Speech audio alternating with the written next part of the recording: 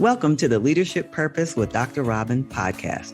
I'm your host, Robin L. Owens, PhD, and this is where we dive in each week to give advice, tools, and tips for high-achieving, purpose-minded women who've written nonfiction books and want to amplify their message beyond the book. I'm a college professor, and when I'm not doing that, I am speaking, coaching, mentoring, and teaching high-achieving women who have written books how to use their books to make a bigger difference, have more impact, and purpose. Okay, let's dive in.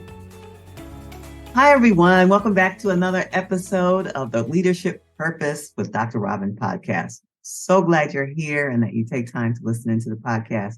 Can't tell you how much we appreciate you for listening in.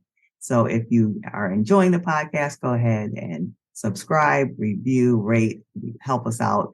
And you have been so faithful. You helped us get into the top ranking podcast, the top 10%, according to Listen Notes. So thank you for doing that. And we appreciate you. And today I'm talking with Karie Cassell. Now, let me tell you a little bit about Karie. She's the author of the book, The Domino Diet, How to Heal You from the Inside Out. And she's a keynote speaker, a registered dietitian of more than 30 years, and a certified life coach. And since the age of 13, she has been called to serve in wellness. I can't wait to hear more about that. But since then, she has become a sought-after speaker to thousands of audiences of all sizes and ages on an international scale and on all platforms. And she has spoken to over 119 countries on various topics on a broad spectrum of life and well-being. So I can't wait. I look forward to talking about all things well-being. Welcome, Karie Cassell. Well, thank you so much for having me. Wow. And what a cheery, wonderful voice that you're welcoming me into. I'm already feeling at home. Hey, good. All right. So let's just jump right in. All right. So that was sort of like just reading your introduction, but let's hear from you about your work, about who you are and your work. Well, you alluded to it, right? At 13, I am reading the Nutritional Almanac book. Wow. Like it's Vogue magazine, thinking it's normal. Not until much later did I look and realize that's not normal. So obviously I was being called. There's no other explanation for why I was gravitating towards that, except that my parents were selling for a multi-level distributing company vitamins.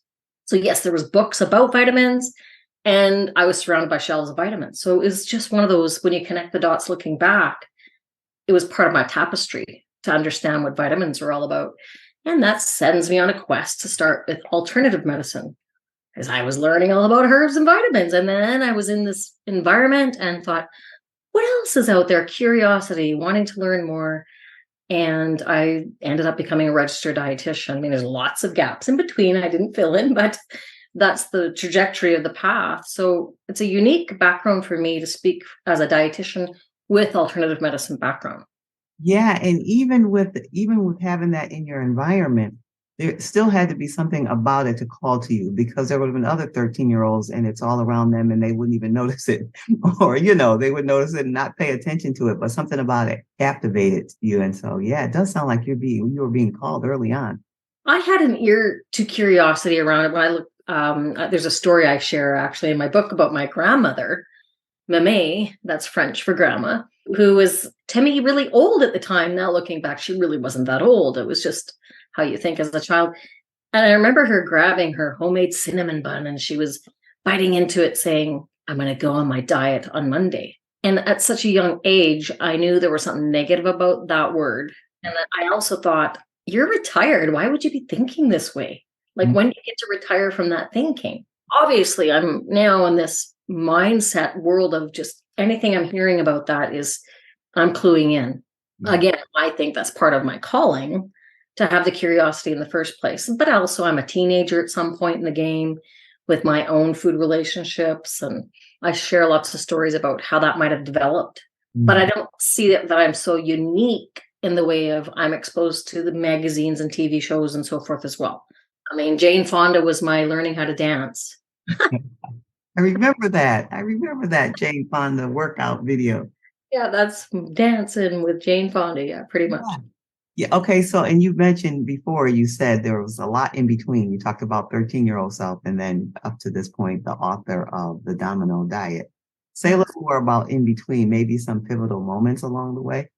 Sure. At some point in the journey, I mean, I become this dietitian.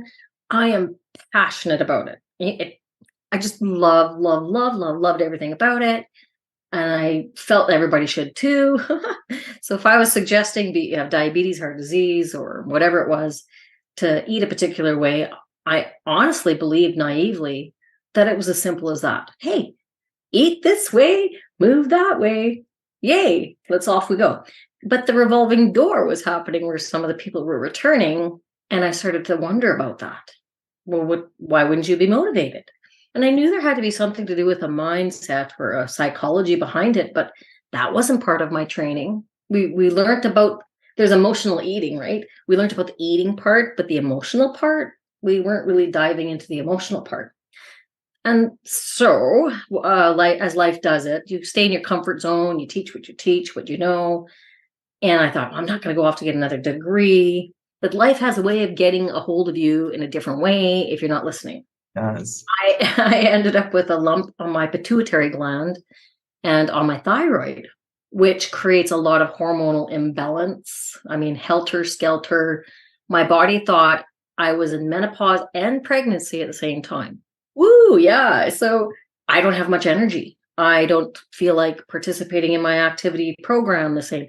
I don't even have the same energy to cook the same. So I start to experience what it's like to be on the other side of, well, you told me exactly what to do, but I don't have the wherewithal to do it. That practical experience that I was now learning taught me about the gaps. So I had a couple of choices. I had turned 50.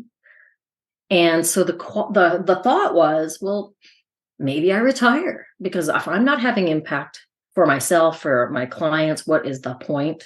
If I don't know how to fill in this gap without another 7-year education, what is the point? So yeah, retirement started to kind of rear its head. But at the same time, somebody had asked me a question, talk about a pivotal moment. Where do you see yourself 3 years from now, Karie? And I've thought of retiring, and where I would be in 3 years from that point would be cooking and cleaning. And I was more afraid of that person and what she was going to look like than the person who would try something, like whatever step I could take. And lo and behold, as you step towards something, things step towards you. I'm sure you've experienced. And the life coach certification came along the journey. Wow, another pivotal moment, because I now learned about self-sabotage and the true why the cyclical effect was occurring in the first place. And the mindset, really. And especially if we're not living our fullest expression, our truest dreams, our issues begin to lie in our tissues. Ooh, wow. And the energy has to go somewhere, so it'll kind of morph into that direction. Our dis-ease becomes our disease.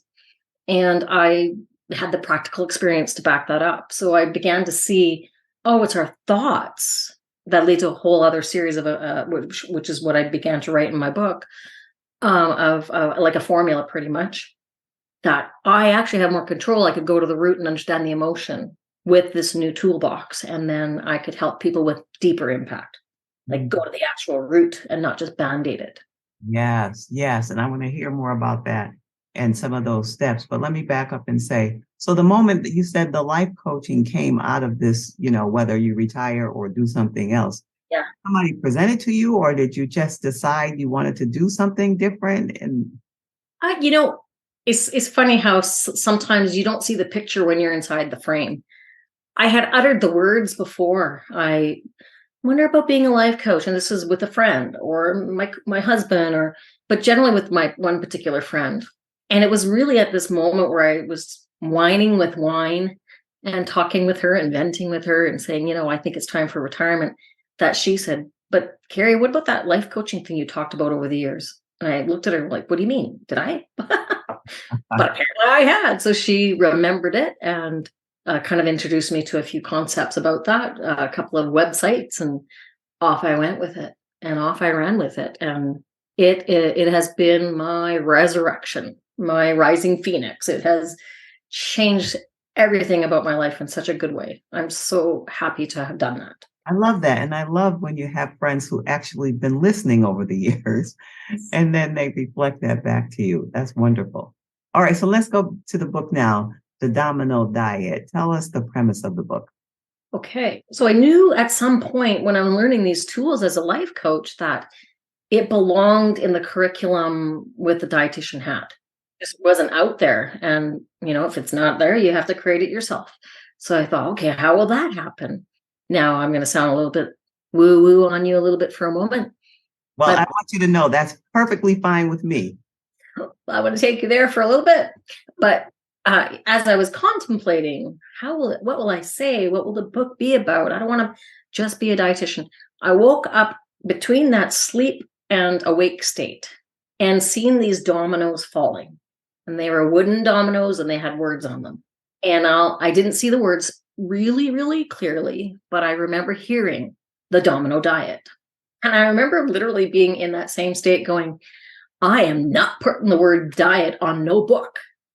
No way, Jose. People hate that word. Why would I put something like that on a book and expect it to sell, for instance? So I wrestled with that. I woke up with that and it stuck with me so badly that I couldn't get rid of the title. And then I had this epiphany. I sat there and I thought, diet. Right. I remembered that the true meaning of the word diet comes from the Greek word dieta, which means a way of life. Oh. So just because we as a culture began to chop it up into pieces and make it a 4-letter word that is not so wonderful for most, I realized that didn't necessarily mean that that's what the intention was. And now I am a dietitian on a mission to bring back the true meaning of the word diet. And as a result of seeing almost every diet under the sun, seriously, since the 80s, and seeing that diets weren't always very healthy, I feel like I'm not only just bringing back the true meaning of the word diet, I'm literally putting the word heal right side back into the word health. You look at that word health, the word heal is inside of it. And I've always seen that in bold print. And at one point, I thought the word heal is falling out of the word health. And now I'm putting it right back in place. And of course, I don't know if other people had this visual image. I just saw it go right back in. Yeah, a click. Yes. I love it. So in your, I'll call it a vision, dream state, whatever you want to call it, the dominoes, what do they represent not only in that state, but apparently now in the book, in the premise of the book? Right. So it's a formula and it has a domino effect if you start it right. When we begin with our thoughts, most people have heard about what you think is what you become, what you eat is how you become. A lot of people don't realize there's a lot that happens in between chemistry-wise as well. So how you think does definitely produce your results, but it also creates how you breathe. So the first domino is thoughts. The second domino is breath. We're thinking all the time. There's never a time we're not thinking. And a lot of the times it's those uncontrolled thoughts, particularly if we're in negative thinking anyway, that are producing a lot of chemistry in our body. If we're thinking negatively, think about showering and you have that spat with your spouse or a coworker that never even happened. How is your breathing? I mean, even your fists might be clenched. But if you're on a beach and you're looking at the ocean and you're thinking about how beautiful that is, how is your breathing? We're either in the fight-flight response or we're in what's called the rest, digest, create zone. Our brains are reading how we breathe to know which ones to switch on and off. And it's like an AM and an FM radio station. You cannot be on both at the same time. It's one or the other. And it is according to how you breathe. So how you think is creating how you breathe, which activates your hormones. And it's your hormones that create your feelings. And it's your feelings that dictate your actions and then your results.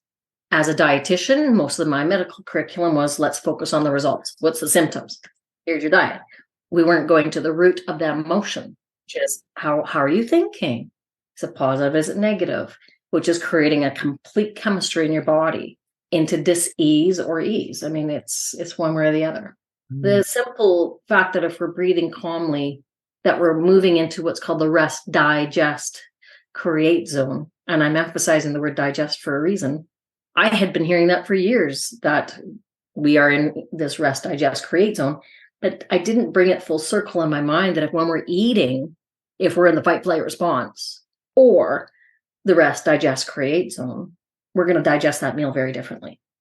I completely realize now that our digestive disorders could simply be remedied, at least in the beginning, by how we think and breathe. So we move into this other state versus the fight, flight response.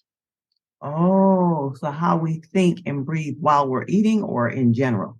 Well, in general, for sure. But because of the dietitian hat, I kind of niched it to be, let's think about it 3 times a day, like a prescription that you take 3 times a day, because we eat 3 times a day roughly, or as needed. So if you find yourself into anxiousness or whatever that breathing pattern, you have to notice it, then you do take that pause, you take a breath to move into that radio station, which is the rest, digest, create zone.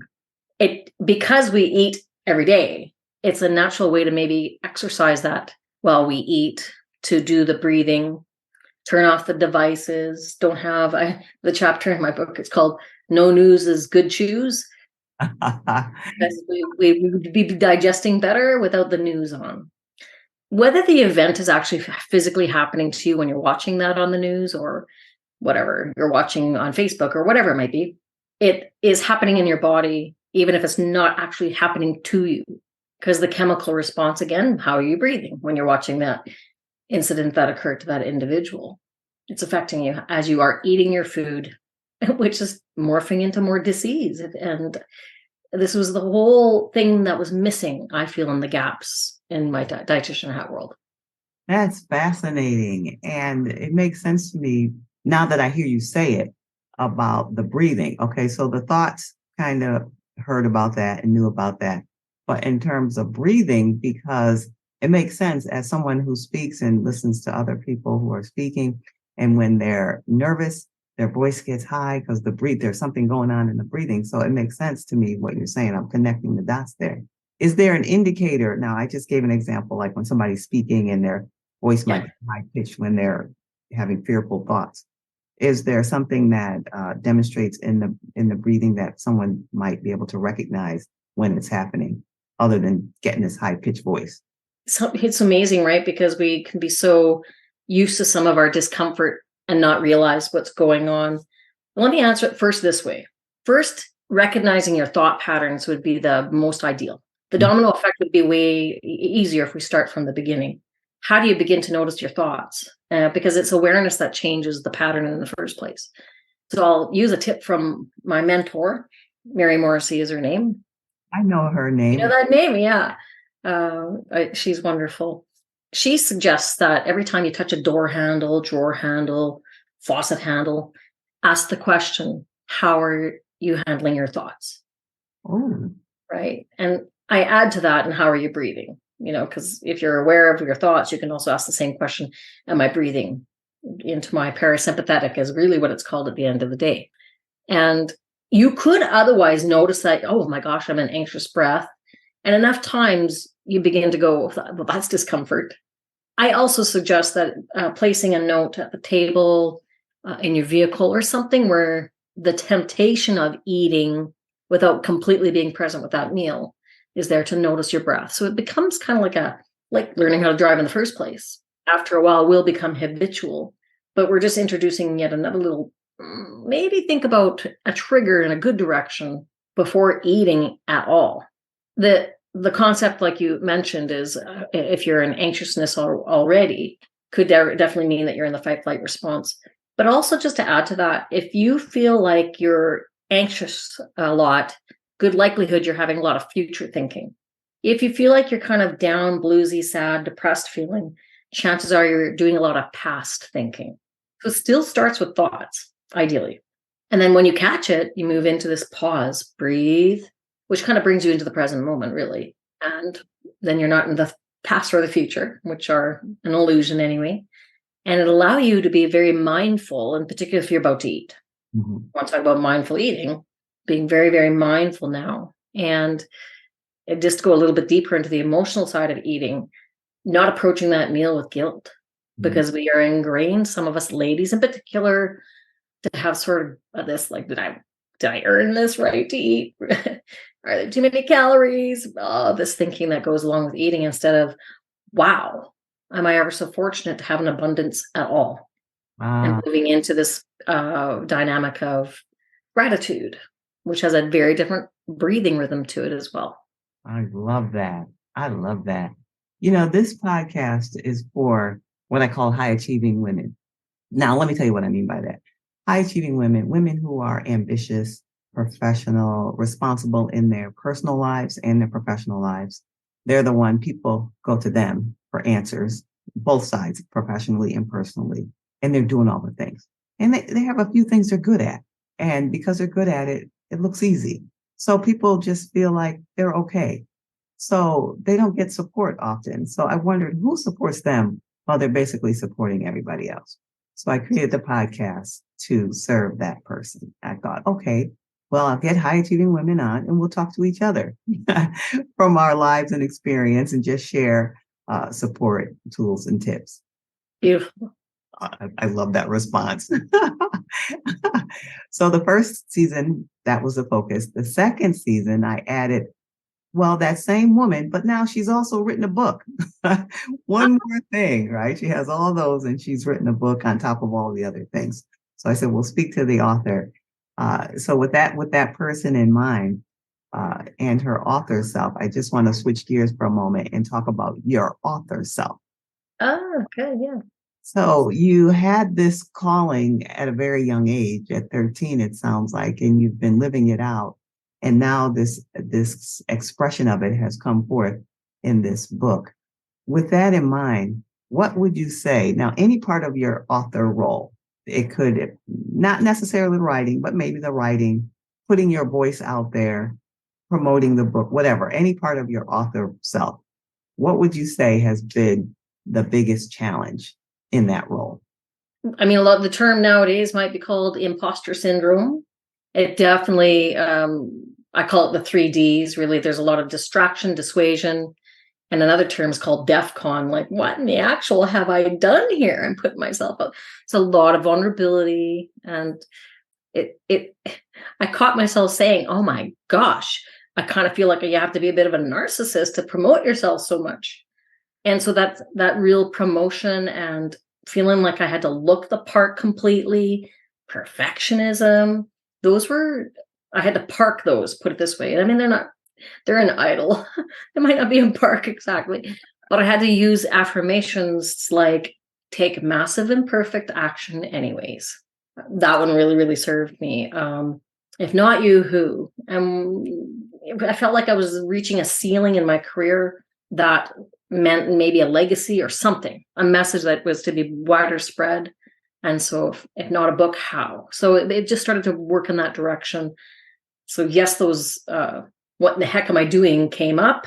And then it was to find a way to maybe not knock them down, but not let them drive my actual car. It was me, I'm driving it, and fear is going to be in the passenger seat. That's okay. And every now and then in the back seat. Well, good for you, because as a result of that, we now have the book. So I'm glad. Congratulations on. Thank you. Yeah. All right. So now on the flip side, given your author role, all those aspects or any aspects, what is or has been your greatest joy related to it? I actually never dreamt for a million years that I would be a writer. Anybody who knows me, that was not in the cards as far as I knew. I was so surprised how smoothly the writing process went. And I chalked that up to going for a walk first. Oh. And sort of tabling out, like sort of putting a question out to the universe or a question out there. And all of a sudden I would start hearing pearls of wisdom, a story. And I realized in the past, if I was hearing that, I would have just not really done anything with it. But now I was channeling almost and hearing downloads. And I thought, oh my goodness, this is a beautiful process. And there was no lack of words or stories, or it's almost on the opposite. My poor editor, we had to, how about we get it down to this many words? So I really enjoyed that process. And I feel another one will be birthing soon enough, but it's a solo journey in many ways too. I mean, solo in the way that nobody else was sitting beside me, but not solo in the way that you're with your higher self. So To do it again also means getting ready for that for me. So I was so surprised that writing was actually a joy in the end. Yeah, that's nice. It was a nice surprise for you, a gift. Yeah, exactly. A very big surprise. Wonderful. All right. So now keeping in mind the woman I described who the podcast is for, intended Yeah. for, what's something from your life or work or experience or expertise that you could share for her professionally or personally that would just provide some form of support? I'll say in particular women, I feel the multitasking, the wearing so many different hats in a day, the entrepreneur, the leaders, they're also going home and dealing with all the home. So what I'm getting to is having been there myself, and the niche that I have as a dietitian is that self-care of nourish to flourish. And it sometimes is maybe we either feel invincible, we'll convince ourselves there's not the time, but the reality is we are this vessel that requires hydration. And people will say, well, we're 70% water. I'm like, well, only if you keep on feeding in the water. And it's very important to keep up that quota, and same be said for the fueling of the body. And we unfortunately do have a lot of, old paradigms, old thinking that says, well, if you wait all day to eat, your body will maybe burn calories differently. And no, it doesn't work that way. You're better off to keep fueling, nourish to flourish, because the energy that we're all wanting to serve in our day, that's the real end goal, isn't it? I mean, we have all of these dreams and these callings, but the energy and health to serve it is what's I'm all standing for. It's otherwise too many graves filled with dreams unfulfilled. Yes. Yes. Nourish to flourish. Love it. Love it. All right. So, the podcast is Leadership Purpose. Do you think it's important to have a sense of purpose in your work? And if so, why? If not, why not? Burning desire, purpose, joie de vivre, all the different words that mean we're moving more into what we call the genius zone, and it driving the boat more. We've earned it. Many of us have been at this for a while now. We've put in the time as running up the ranks, so to speak, and we've earned it to step into the next level of ourselves. The trees get to grow, everything gets to grow. Why wouldn't we also get to grow? Mm-hmm. And so I personally, that is a big one for me, that if you're not growing and moving into your dream, your issues will become part of your tissues. I swear it. I've seen so many stories now that it's just unexpressed energy that became your body's way of trying to get your attention otherwise, if you're not listening. It's so important for your health's sake to fulfill your dream and to be spending the majority of your day in what I call the genius zone. I shouldn't actually say that, it's not my wording. It actually comes more from Gay Hendricks, but yes, I love that book, and I shout that message to the mountaintops. Yes, I've actually heard one of yours. Yes, exactly. Right. Remember this. Yeah. Yeah, I love it. I love it. And I try to do it as much as possible myself.